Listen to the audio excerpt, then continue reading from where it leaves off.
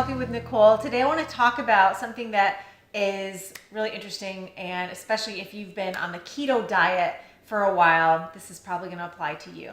So for a long time, I actually quit sugar, and for many years I was consuming stevia, right? The natural sweetener stevia.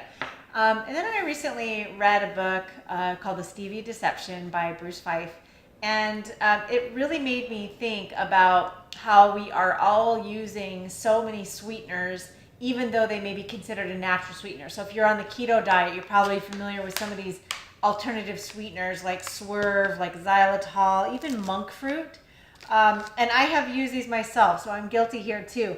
But I also learned something really interesting about the taste receptors in your mouth picking up the sweetness of sugar. So this was actually a study that they did where they found that when, I believe it was on mice or rats, but when they gave them the sweetener orally so that they actually tasted it versus giving them the capsule of something that they only swallowed and didn't taste, when they tasted the natural sweetener, their insulin went up.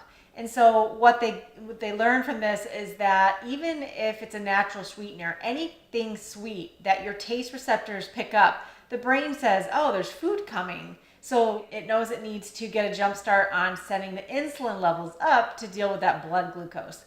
And I found this really fascinating. And I also have seen many people get addicted to these sweeteners. So as you know, I follow the carnivore diet, and these are not part of that. And I found that a lot of people are on the ketogenic diet. They have been relying on all of these natural sweeteners for a long time, and it's really stunting their progress. They're not able to kick the sweet habit. They're not able to lose the weight they want.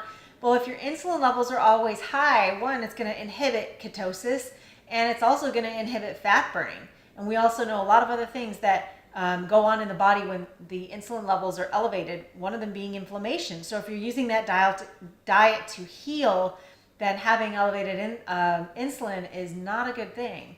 So something to consider is taking all of those sweeteners out of your diet, whether they're an artificial or a natural sweetener, and even a regular sugar. All of those things are detrimental to our body, and we have to kind of get out of the mindset that because it's natural, it's somehow healthier and better. Even 0-calorie sweeteners, they're present everywhere. Think of your toothpaste, your gum, your mouthwash, different drinks. So we are inundated with the taste of sweet. And that's a big habit that many of us have to break, including myself. I have been sweetener free for a few months now, and it is actually great. What you'll notice is you'll have less overall sugar cravings. Your appetite will go down.